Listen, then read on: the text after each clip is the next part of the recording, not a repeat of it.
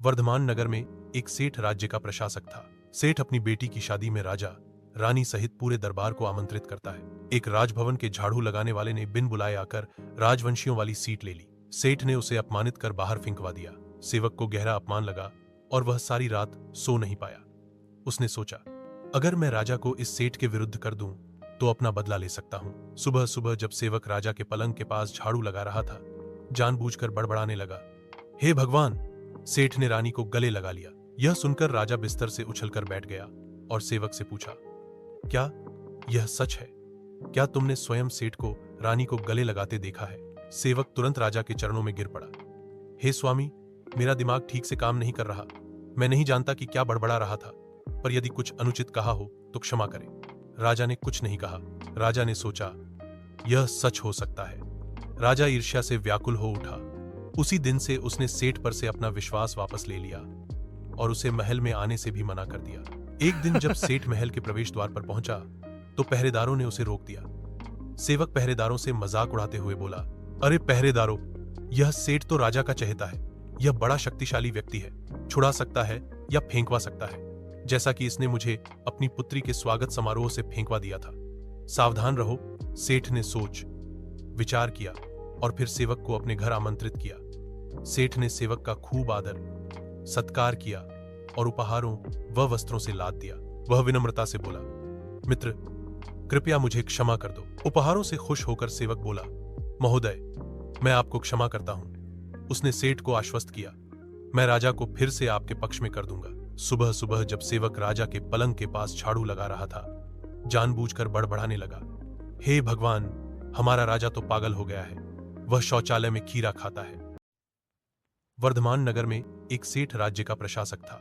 सेठ अपनी बेटी की शादी में राजा रानी सहित पूरे दरबार को आमंत्रित करता है। एक राजभवन के झाड़ू लगाने वाले ने बिन बुलाए आकर राजवंशियों वाली सीट ले ली। सेठ ने उसे अपमानित कर बाहर फेंकवा दिया। सेवक को गहरा अपमान लगा और वह सारी रात सो नहीं पाया। उसने सोचा, अगर मैं राजा को इस सेठ के विरुद्ध कर दूं तो अपना बदला ले सकता हूं। सुबह सुबह जब सेवक राजा के पलंग के पास झाड़ू लगा रहा था, जानबूझकर बड़बड़ाने लगा, हे भगवान! सेठ ने रानी को गले लगा लिया। यह सुनकर राजा बिस्तर से उछलकर बैठ गया और सेवक से पूछा, क्या यह सच है? क्या तुमने स्वयं सेठ को रानी को गले लगाते देखा है? सेवक तुरंत राजा के चरणों में गिर पड़ा। हे स्वामी, मेरा दिमाग ठीक से काम नहीं कर रहा। मैं नहीं जानता कि क्या बड़बड़ा रहा था, पर यदि कुछ अनुचित कहा हो तो क्षमा करें। राजा ने कुछ नहीं कहा। राजा ने सोचा, यह सच हो सकता है। राजा ईर्ष्या से व्याकुल हो उठा। उसी दिन से उसने सेठ पर से अपना विश्वास वापस ले लिया और उसे महल में आने से भी मना कर दिया। एक दिन जब सेठ महल के प्रवेश द्वार पर पहुंचा तो पहरेदारों ने उसे रोक दिया। सेवक पहरेदारों से मजाक उड़ाते हुए बोला, अरे पहरेदारों, यह सेठ तो राजा का चहेता है। यह बड़ा शक्तिशाली व्यक्ति है, छुड़ा सकता है या फेंकवा सकता है, जैसा कि इसने मुझे अपनी पुत्री के स्वागत समारोह से फेंकवा दिया था। सावधान रहो।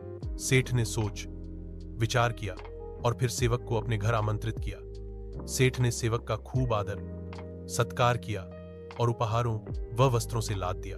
वह विनम्रता से बोला, मित्र, कृपया मुझे क्षमा कर दो। उपहारों से खुश होकर सेवक बोला, महोदय, मैं आपको क्षमा करता हूं। उसने सेठ को आश्वस्त किया, मैं राजा को फिर से आपके पक्ष में कर दूंगा। सुबह सुबह जब सेवक राजा के पलंग के पास झाड़ू लगा रहा था, जानबूझकर बड़बड़ाने लगा, हे भगवान! हमारा राजा तो पागल हो गया है। वह शौचालय में खीरा खाता है। यह सुनकर राजा चौंक गया। वह गुस्से में उठा सेवक फिर राजा के पैरों पर गिर पड़ा।